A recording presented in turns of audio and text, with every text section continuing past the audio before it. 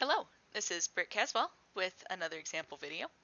In today's video, I'm covering example 4 from section 6-1 in the SavvasRealize Algebra 2 textbook. The goal of this video is to interpret an exponential function. So what we're doing is we're looking at an exponential function in the real world, and we are kind of making sure we understand it. All right? So in this problem, we're talking about a car that is purchased for $24,000. And they give us an equation that's used to model the value of the car a certain number of years after it's been purchased. So remember, with cars, anything that you file taxes on, these objects go through what's called depreciation, which is where they lower in value over time. So part A is actually asking us, it says, does the function represent exponential growth or decay? So to tell if you have growth or decay, what you need to do is you need to look at the number that's being raised to an exponent here. All right? In this case, we have decay, which I could have told you was because the car is going to depreciate over time, right? But what you need to look for to tell that it's decay is you need to look to see if this number is less than 1. All right? So again, if it's less than 1, you have a decay. And if it's greater than 1, you have growth. And so they're wondering what the rate of decay is for this function. And so what we need to do is we need to actually go back to remembering kind of my starting formula that I gave you guys that looks like this, where this R is the rate of decay. And we need to actually calculate it.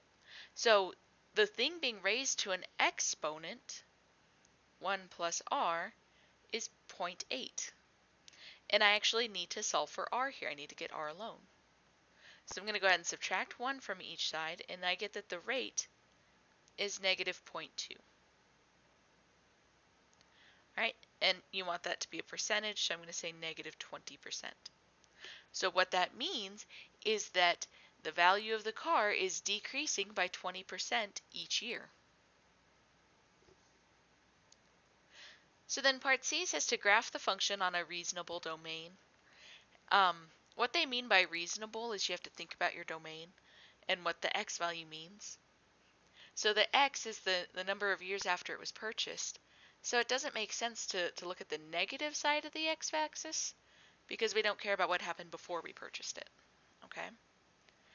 And it says, what do the y-intercept and asymptote represent? So in this case, our y-intercept is here, and it is our initial value of the car. All right, so I'm going to write that out. The y-intercept is the initial value of the car. And that's when you purchase it. So if this was a used car, it's the initial value when you bought it. Okay? Now the asymptote is the minimum amount that the car can be valued at. So what's happening here, right, is this car is becoming worth less and less and less and less and less. And so you can kind of see it on the graph here. It's starting to approach 0. All right. If you think about transformations and you look at this, you could tell it hasn't been translated down at all or up at all. So because of no vertical translation, that means the asymptote's at y equals 0. I'm going to write that equation here for you. So this car is getting worth less and less and less up until 0. And that kind of makes sense, right? Because the y value is the car's worth. And if the car is worth negative money, what that's saying is that somebody is going to pay you for you to keep your car. And that doesn't really make sense, does it? All right, and then the last thing it says, when will the value of the car be about 5,000? And so what they did in their graph here was they just kind of used the scan function. There's like a trace button on the calculator. and they traced it until the y value was as close to 5 as they could get it. And so this is saying 7 years. What I would do on Desmos is I would graph this equation, and then I would graph the equation y equals 5, and that'll get me that approximation as well. Okay, so that's how to do it on Desmos. All right, so let's check out the try it real quick.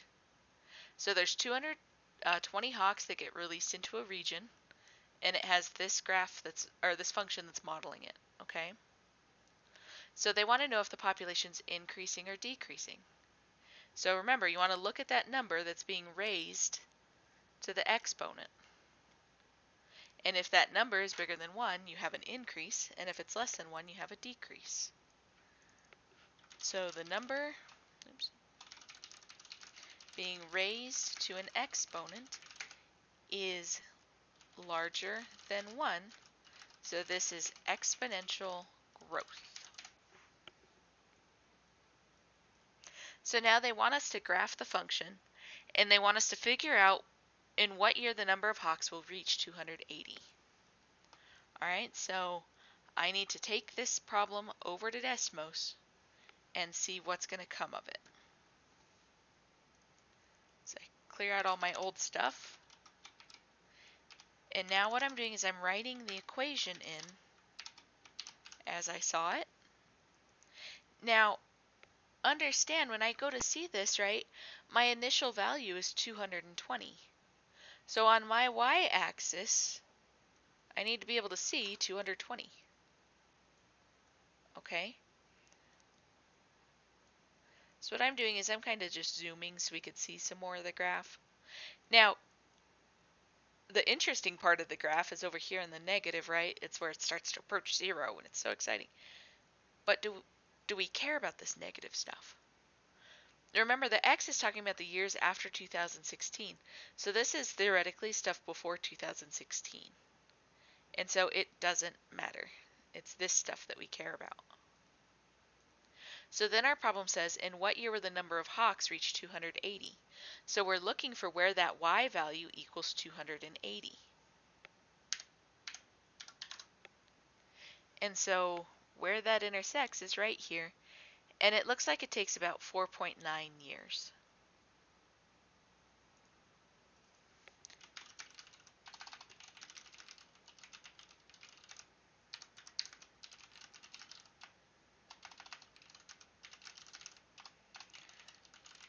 The hawks to reach 280.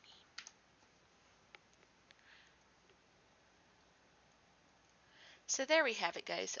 This type of problem is used often when people are looking at endangered species and how long they think the species has left to survive, and that drives a lot of conservation efforts, which is kind of cool. We also use it in accounting a whole heck of a lot. But there we have it, guys. That is how to interpret an exponential function. Until next time.